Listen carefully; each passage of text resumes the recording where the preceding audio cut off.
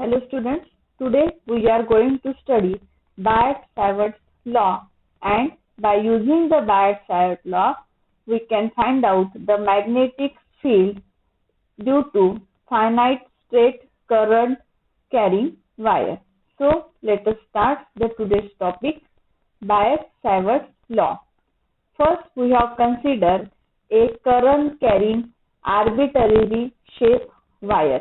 We know that whenever there is a current carrying wire, there is a presence of magnetic field. And in the previous lecture, by using the right hand thumb rule, we can find out the direction of magnetic field. So, when the thumb pointing in the direction of current, then your finger curl around in the direction of the magnetic field. So, in this figure, the magnetic field is in inward. So, let us consider the point P near the current carrying arbitrary shaped wire. Then DL. DL is a length element along the wire. The current element is in the direction of the length vector DL. Then calculate the magnetic field at the point P can be obtained by superimposition of magnetic field dB at that point due to the different length element along the wire. So, by using the Biot-Savart's law, we can calculate or determination of magnetic field dB. But this law can be applicable only on elemental current. So, what is the law? The Biot-Savart's law says that the magnitude of magnetic induction at a point due to a small element of current carrying conductor or wire is directly proportional to current I, also directly proportional to the length of the element dl, and directly proportional to the sine of the angle between the element and the line joining the center of the element to the point, that is dB also proportional to sine theta, and is inversely proportional to the square of the distance of the point from the center of the element, that is dB is proportional to 1 upon r square, that is dB is inversely proportional to r square. Therefore, formula will be dB is equal to mu 0 upon 4 pi IDL sine theta upon r square. Here, theta is the angle between the directions of dl vector and r vector. Also, mu 0 is called as permeability constant. The value of mu 0 is equal to 4 pi into 10 to the power minus 7 Tesla meter per ampere, and the value will be 1.26 into 10 to the power minus 6 Tesla meter per ampere. Then this is your scalar form, and vector form, the direction of vector dB is find out by the cross product of dl into r. So the formula will be vector dB is equal to mu 0 upon 4 pi I dl cross product of dl vector into r upon r cube. So equation 1 and equation 2 are known as the Biot-Savart's law. By using this equation, we can find out the magnetic field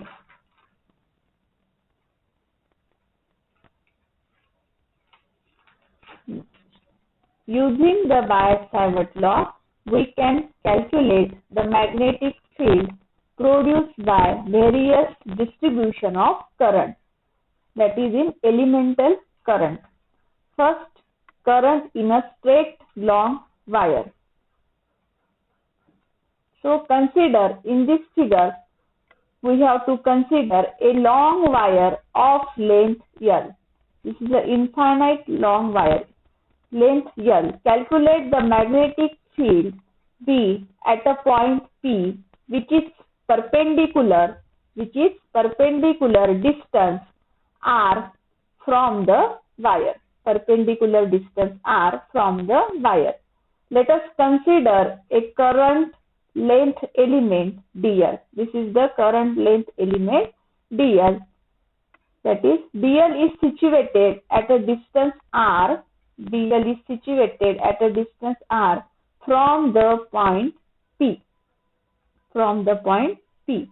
Therefore, the magnetic field dB produced at P due to the current length element I into dl becomes, that is, the Biot-Savart law, dB is equal to mu 0 upon 4 pi I dl sin theta upon r square. The direction of vector dB is given by the cross product of vector dl into r, that is into the plane of the paper. So, in this diagram, calculate the magnetic field in the upper side portion and in the lower side portion of the current carrying wire. That is, it is infinite wire, so it can take the integration from 0 to infinity. That is, calculate the magnitude of the magnetic field produced at P by all current length elements in the upper half of the infinitely long wire.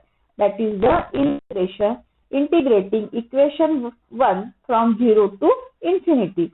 Also, the magnitude of magnetic field produced at P by all current length elements in the lower half of the wire. Magnitude of magnetic field of the current length element in the upper half portion and in the lower half portion by integrating 0 to infinity. So, adding both the contributions A and B, the total magnetic field B at point P is B is equal to twice.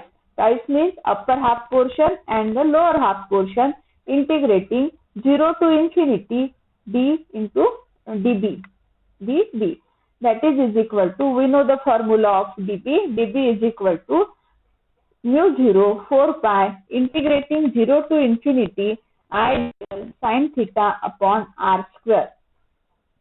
So, we have to put here, but r is equal to under root of L square plus r square, and sin theta is equal to sin pi minus theta, that is equal to r upon r.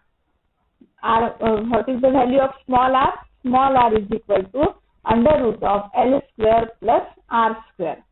So, this value will be put here in equation 2. We can get B is equal to mu 0 into I upon 2 pi integrating 0 to infinity r into dl upon under root of L square plus r square in another bracket L square plus r square.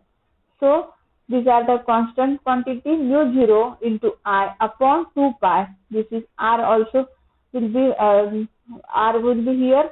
So, integrating 0 to infinity dl upon bracket in bracket L square plus r square to the power 3 by 2. That is, B is equal to mu 0 I upon 2 pi into r integrating 0 to infinity dl upon L square plus r square whole bracket 3 by 2. So, let us solve this integration. To solve integration 0 to infinity dl upon L square plus r square to the power 3 by 2.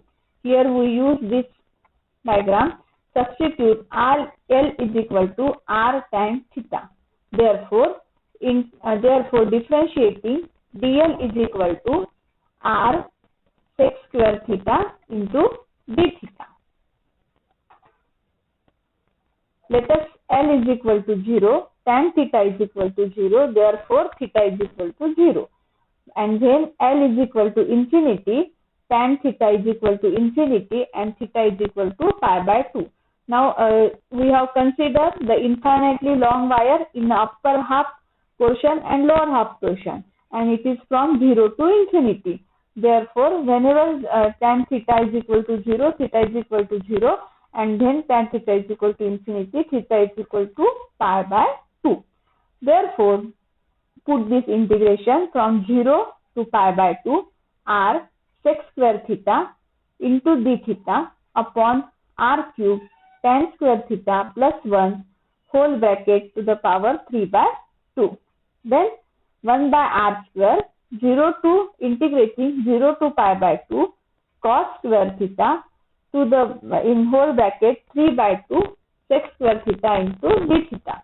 What is the value of 1? 1 value will be sin square theta plus cos square theta to the power 3 by 2. By calculating this equation, that is equal to 1 upon r square integrating 0 to pi by 2 cos theta into d theta. So integrating cos theta, that is sin theta. 1 upon r square sin theta 0 to pi by 2, limits 0 to pi by 2. That is equal to 1 upon r square, that is sin pi by 2, 1 minus sin 0, 0, that is equal to 1 minus 0, therefore 1 upon r square. So integrating 0 to infinity dl upon L square r square whole bracket to the power 3 by 2 is equal to 1 upon r square. This value is putting in equation 3 becomes, that is b is equal to mu 0 I upon 2 pi into r into 1 upon r square. Here r will be cancelled, that is b is equal to mu 0 I upon 2 pi r.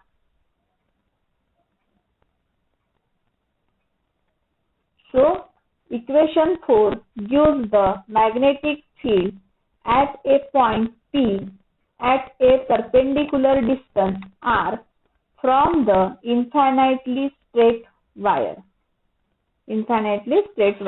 For both the upper semi-infinite part and lower semi-infinite part of the wire. Thus, the magnetic field B due to semi-infinite straight wire is B equal to mu 0 I upon 4 pi r. That is B is equal to, we have used the semi-infinite straight wire, that is 1 by 2 into mu 0 I upon 2 pi r. So B is equal to mu 0 I upon 4 pi r. That means when the magnetic field B due to a semi-infinite straight wire is mu 0 I upon 4 pi r and the infinitely straight wire, then the formula will be B is equal to mu 0 I upon 2 pi r. So equation 4 and equation 5 gives the field is inversely proportional to the distance from the wire. So here, by using the Biot-Savart law, we can find out the magnetic field at a point P and magnetic field at a point P. Also consider a infinitely long wire. Then we can find out the magnetic field at point P. Okay, so thank you.